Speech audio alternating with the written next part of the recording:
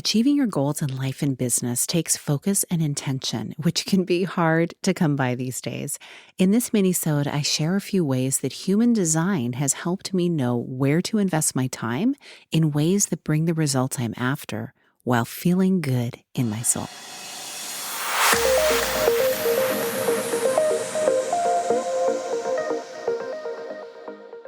Hi, welcome to the Connect with Sheila podcast. I'm an entrepreneur, self-care strategist, and creator of the Seasons self-care app. I'm committed to helping you reconnect to your purpose, elevate your well-being, and build your version of a happy, successful life. You're listening to a Monday mini-sode where I share an insight designed to help you live into what lights you up this week. How is your level of focus in your life right now?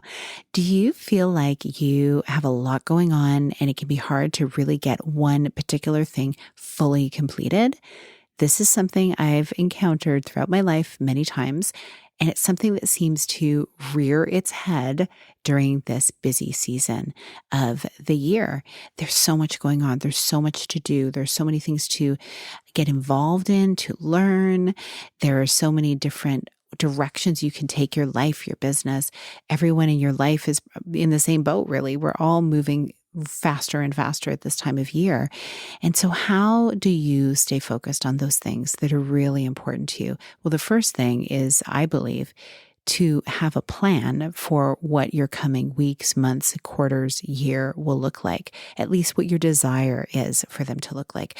And having that plan is really helpful, but also understanding that it can shift, it can change.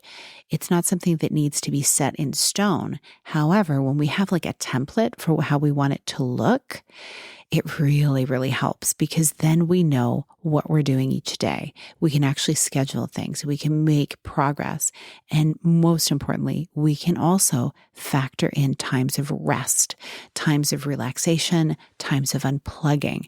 And I've just come off such a time.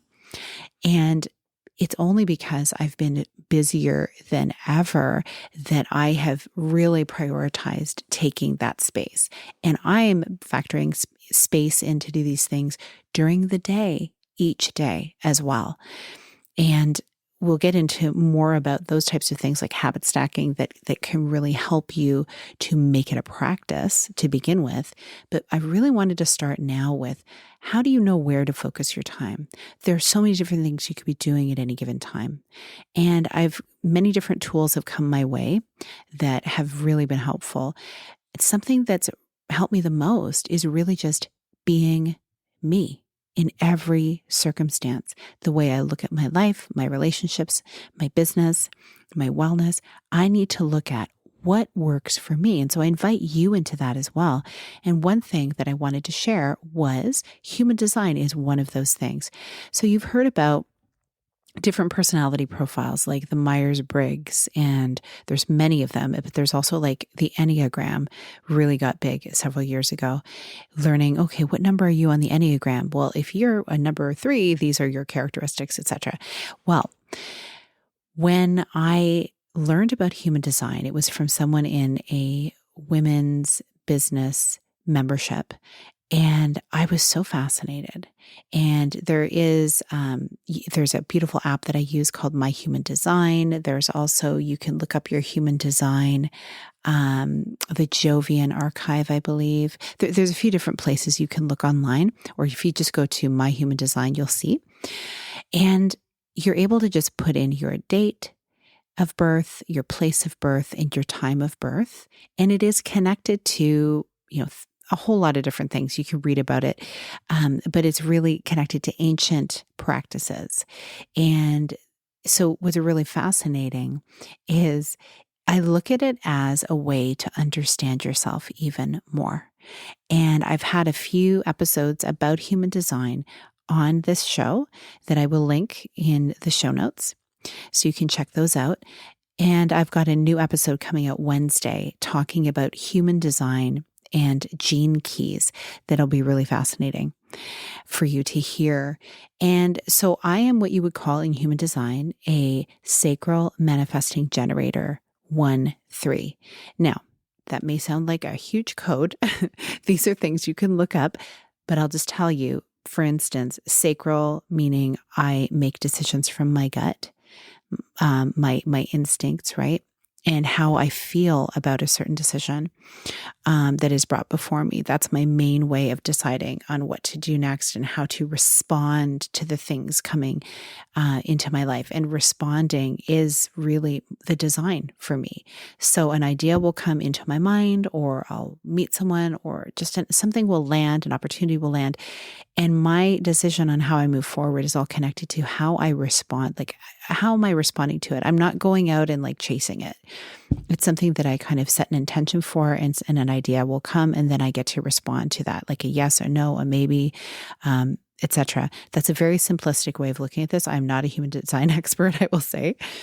And then when you look at the 1-3, in my design, a 1 is somebody who is loves to research things and really go deep and get all the information and all the data and etc. And then a 3 is where you're practicing the things that you're learning first and then sharing your findings.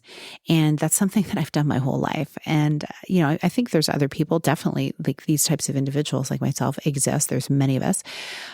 But what I found to be so valuable for me is that helped me to accept this is the way that I go about doing things. And I could actually focus more because I was able to work inside of my design. So those are just a couple of things that are really helpful to know about human design. But why do I find I have more focus with it?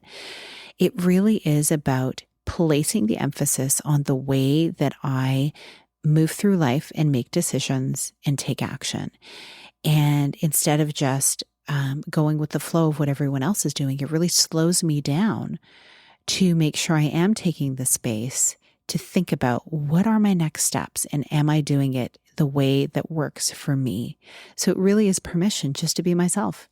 And so I will say that there's so much more to it, obviously, so much more to it. And that's why I have this episode coming up on Wednesday talking more about it. And I've had other episodes in the past. So I hope you check it out and think about what your human design is and how can it help you, not just in your personal life or your business, but in your wellness, in your life goals, in everything. And it's just a guideline. It's not a religion. It's not, something that you need to like check boxes with to be performative. It really is just kind of another layer of understanding about yourself. And for me, I found it to be something where I've had a lot more acceptance of myself and how I go about doing things. So I hope you find that helpful and, check it out and see how you can also move through your life with more focus and intention, especially this time of year, and maybe carrying it on through the year as well. So I hope you enjoy that. And if you found this helpful and this episode coming up, please share this episode so others can hear all about it. Thanks so much for listening. I appreciate you. I hope you have a beautiful rest of your week. Big blessings.